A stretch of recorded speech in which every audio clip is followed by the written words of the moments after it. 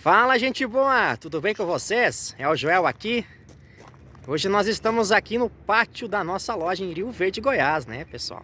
ROR Máquinas, né? Toda a linha de plantadeira lá atrás, tratores usados aí de vários tamanhos e várias calibragens de potência, né? Mais alguns implementos lá ao fundo, né? Temos bastante opção aí, gente, tá? Mas hoje, pessoal, estou aqui para falar de um tema um pouco diferente. É até interessante, que eu acabei ontem acompanhando aí um documentário onde o pessoal estava abordando um probleminha que às vezes a gente nem percebe que existe lá nas nossas lavouras, né? Que traz aí uma perda de produtividade, né? A gente sabe que hoje em dia a gente busca cada vez mais atingir produção, né? Ter um custo interessante com uma boa produtividade. E entre esses fatores aí que a gente sabe que estão envolvidos, um deles pode ser a compactação de solo, né, gente? Então, até inclusive eu me lembro no documentário, né, dizia que é um ladrão silencioso. Por quê? Porque em períodos de boas chuvas, né, a gente nem percebe, mas quando a gente tem período de escassez de chuva, a gente começa a perceber aquelas áreas onde parece que as plantas não têm um bom desenvolvimento. E ali pode existir compactação, né? E a compactação, ela está diretamente relacionada ao tipo de solo, né? A gente sabe que tem solos onde a gente tem uma maior quantidade presente de argila, e isso acaba tendo maior taxa de compactação em curtos períodos. E a gente tem também solos arenosos, onde a taxa de compactação se torna menor, porém pode acontecer, né? E claro que também foi citado nesse documentário, né, algumas situações ou alguns métodos, né, possíveis a serem utilizados para diminuir ou tirar essa compactação presente ao solo. Entre eles existem os métodos naturais, digamos, né, que é através de rotação de cultura, incrementação de plantas aí que tenham raízes capazes de descompactar o solo, né? E existem os meios através de uso de máquinas, né? Principalmente em casa, onde a compactação é mais profunda e aonde quer se acelerar o processo de descompactação, né, gente? E hoje, então, eu vou falar um pouquinho sobre descompactador de solo, tá, gente? Vamos, tô indo a caminho do descompactador aí, né? Mostrando um pouco a nossa loja ao fundo. Temos aí Valtra 124, BH, John Deere, né? Tem bastante opções aí, tá, pessoal? Pessoal, descompactador de solo. Qual que é a finalidade desse equipamento? A finalidade dele é você fazer o mínimo possível de removimento superficial e sim quebrar aquela camada compactada que existe lá no solo. A identificação da compactação sempre é interessante que seja feito junto com o acompanhamento de um técnico ou que se tenha um conhecimento prático para se fazer este processo. Por quê? Porque eu não preciso, às vezes a minha compactação ela não é tão profunda e pode ser feita uma descompactação mais superficial. Isso vai exigir menos capacidade de tracionamento e, consequentemente, também vai trazer uma economia de consumo de combustível. Esse equipamento em particular, ele consegue atingir uma profundidade de até 50 centímetros, indo de 30 a 50. O produto aqui é da marca Bandeirantes e o modelo é o Raster 5HD.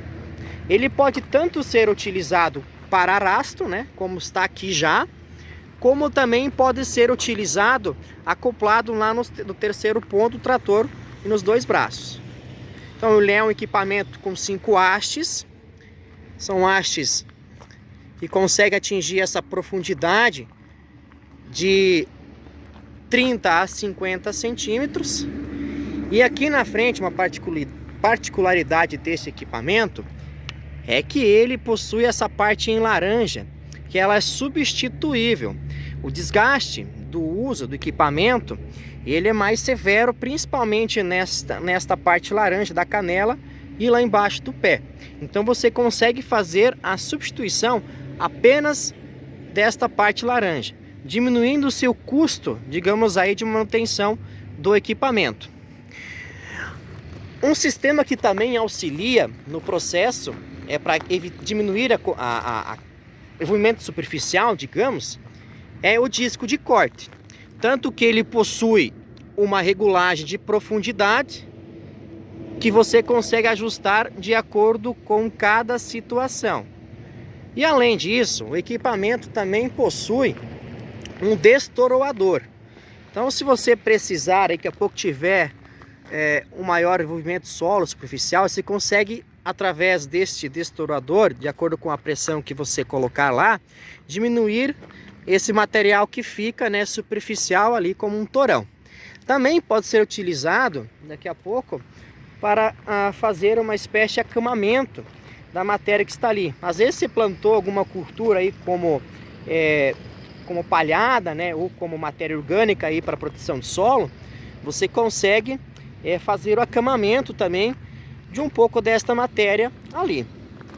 O ajuste de profundidade se dá através de comando hidráulico, onde você vai ajustar esses pistões aí na profundidade que for desejável, tá, gente? Então, equipamento bem interessante, muito eficaz nesse trabalho de descompactação de solo. A questão de potência necessária, no caso deste equipamento aqui, fica de 150 a 200 cavalos de potência. E também existem até alguns fatores, né, que às vezes exigem menos potência do trator. Principalmente quando eu vou trabalhar numa camada superficial, como eu citei antes, né? Por isso eu disse, gera uma economia. A gente já teve casos de clientes com equipamento similar a este, porém de uso hidráulico com 4 hastes, que a recomendação é de 130 CVs acima. Um trator com 117 CVs conseguiu fazer a operação de equipamento com eficiência. Ou seja, não exige também tanta potência quando for em camada superficial, certo? E hoje a gente sabe que, dependendo do tamanho de área que o cliente possui, o uso, a empregação deste equipamento aqui ou de procedimentos aonde evitem a questão de formação de camadas compactadas podem trazer um retorno interessantíssimo em produtividade. Às vezes o investimento que a gente emprega em um equipamento, ele pode trazer um retorno, não de curto prazo, mas a longo prazo. E a gente sabe que a necessidade cada vez maior de você buscar tecnologias que tragam rendimento, tanto em produtividade quanto operacional, porque tempo custa dinheiro. Se você não tem tempo, você não tem dinheiro, tá, gente? Então, essas são metáforas que a gente encontra por aí, que são, se a gente for avaliar aí no dia a dia, realmente são verdades. Tá, pessoal?